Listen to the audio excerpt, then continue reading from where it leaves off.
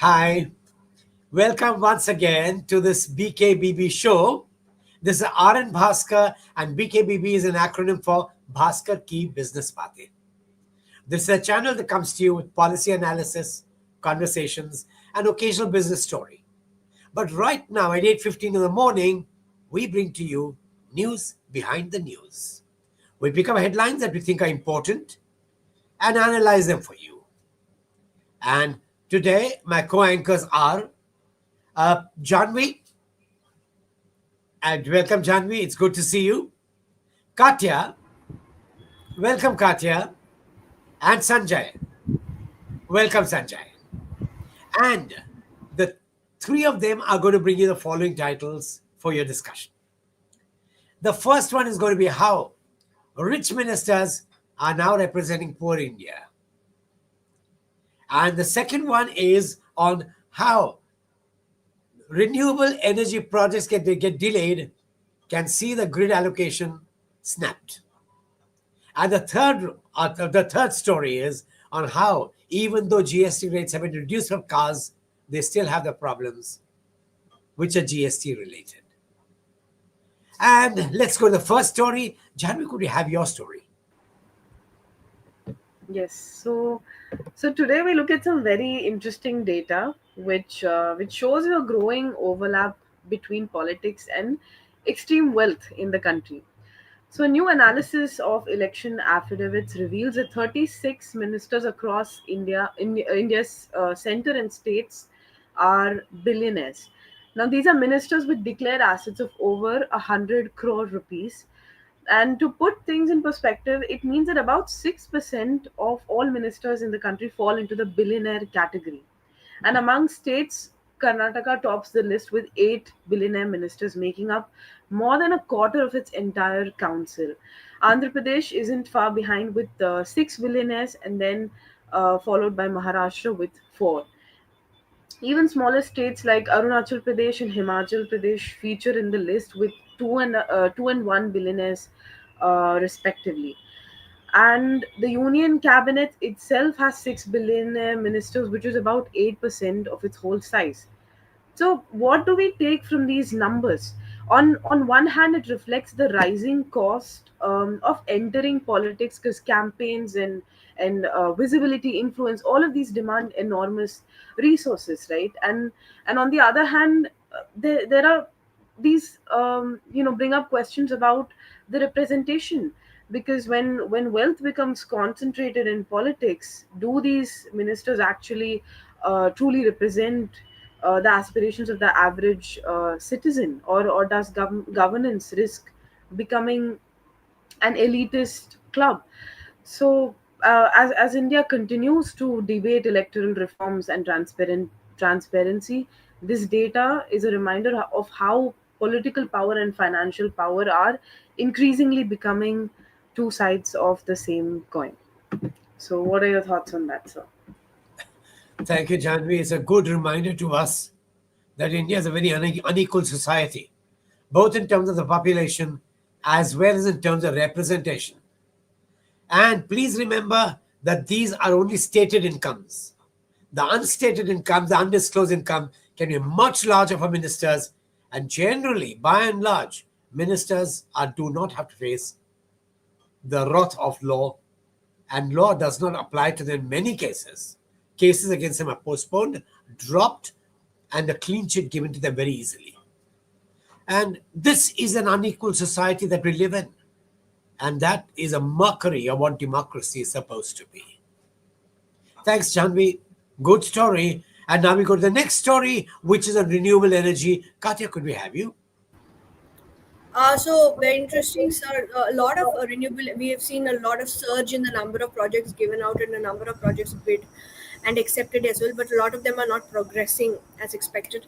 So this is a source-based story from Reuters, which says that 17 renewable projects which have been delayed and which are not going as per schedule are going to get are going to lose grid access, and the same grid access will be given to companies where projects are nearing completion, I think it is a very it is a way to recalibrate grid access.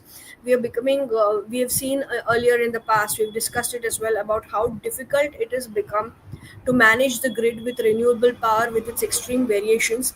So in this time, to be able to give access to projects which are close to completion is actually a very interesting way to look at things, and a very good way. So some of the companies which might have gotten affected, including a large section of large companies as well, which lost access, like Adani Green, Renew Power, NTPC, Avada. In fact, all of them, there is a good mix of almost all renewable energy companies in this ones which have lost access.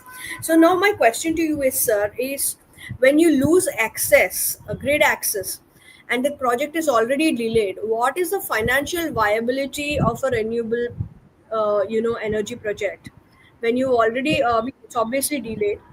So you think, bank loans are going to get, are going to become in trouble, getting into trouble as well, and etc. etc. I think it does. How much does it affect the financial viability? Because there's no point producing renewable energy in merchant, so fully merchant. Absolutely. Katya raised a very, very important question because a project gets financial closure and Mm, banks advance money only after there were grid access and other things in place. That right, includes the PPA, that includes grid access, that includes the evacuation plans, etc., etc. Now, suddenly the government withdraws one of them and the monies have already been sanctioned by the banks. right. It puts the banks in a very awkward situation. Mm, In fact, there should be some other way to penalize promoters that have delayed the projects. But then that raises another tricky question.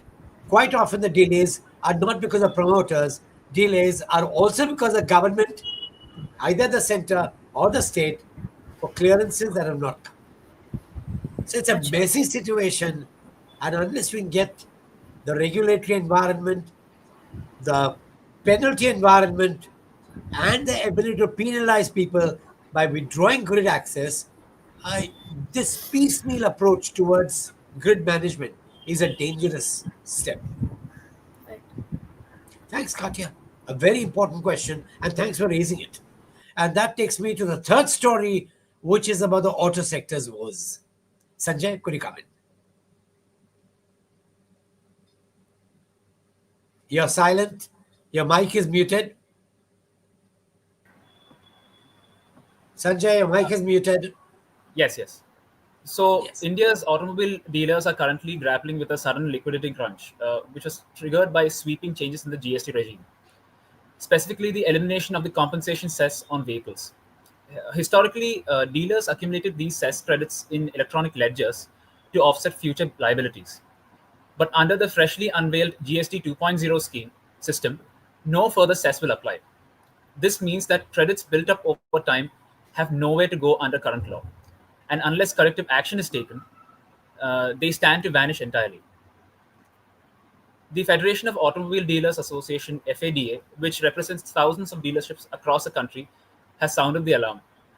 They appealed directly to the finance minister for a transition mechanism that would allow the transfer of these stranded balances into regular GST credit ledgers, be it CGST, SGST, or IGST. The concern is acute.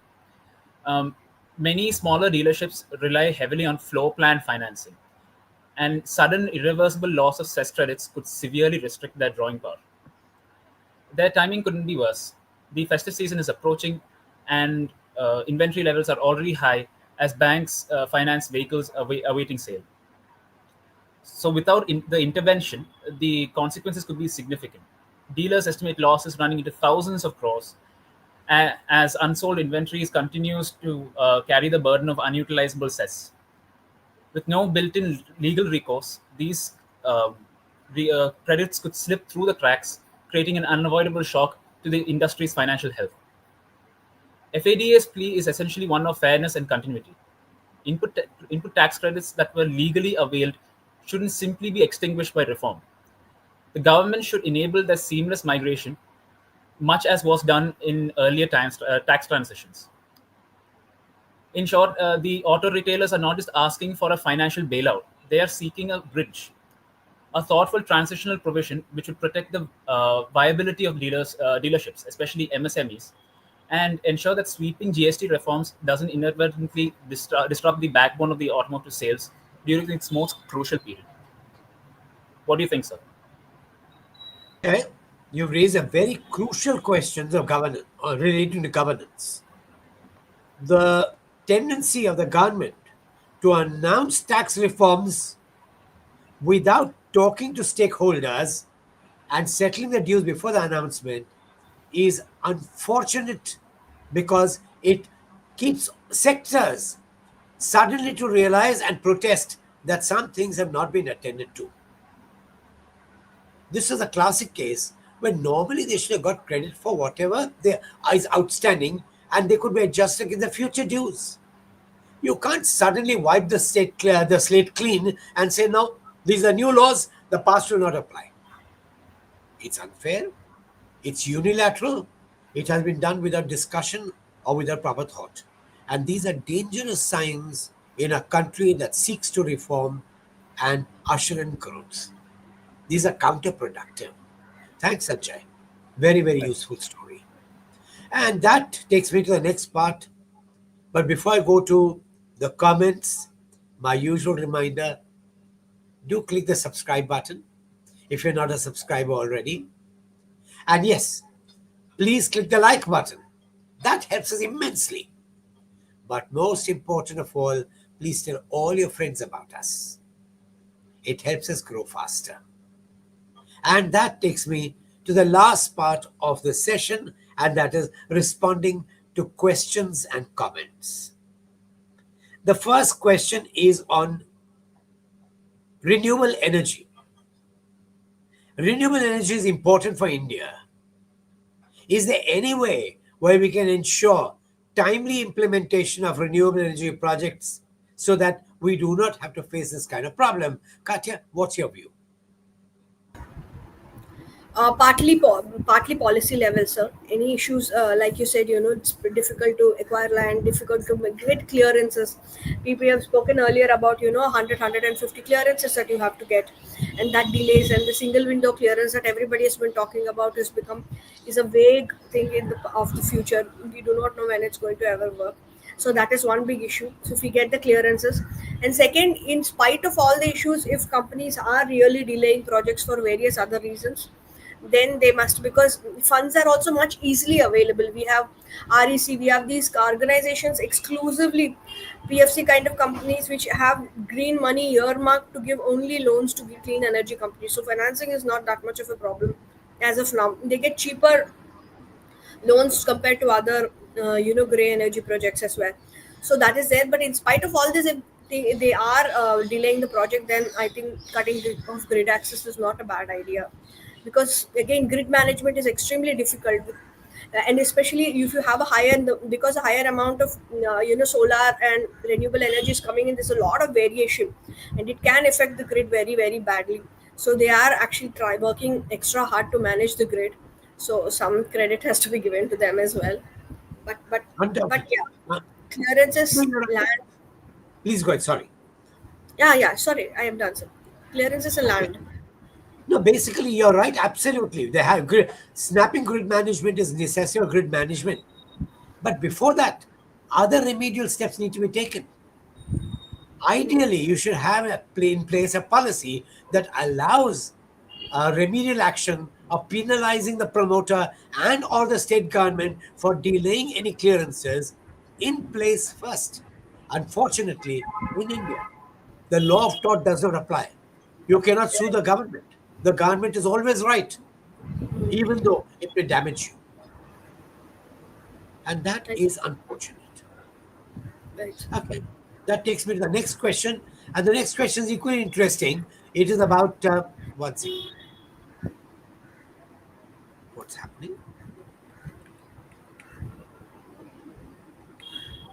Ah, policy announcement are top down, and ITCs are counterproductive in auto.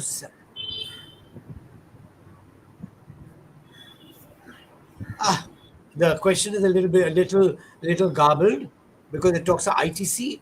and it talks about a policy announcement. We are not concerned with ITC, we are concerned more with the automobile sector here when it comes to GST. And yes, GST is a classic case of policy where you've announced the taxes without too much of discussion. Right. Discussion takes place only among ministers and council ministers. You have to get industry bodies also on board On board. because they are the ones who are going to be affected. And that takes me to the next question. And the next question is the ministers. Uh, is there any way to bring about equality in wealth among people who represent the population? Good question, good suggestion. But remember, getting ministers to even accept simple things like the creamy layer, that if you belong to the creamy layer, you're not eligible to the backward class status and privileges. Even that is difficult to push through. Suddenly, the bar for the creamy layer keeps being pushed up and up. So it's only when you're wealthy that you're going to be called a creamy layer. Ministers don't like to be common people. Ministers like to flaunt their wealth. And politics allows them to create wealth which they can later flaunt and use and misuse. And this is unfortunately part of Indian democracy. The right laws for checks and balances have not been put into place as yet.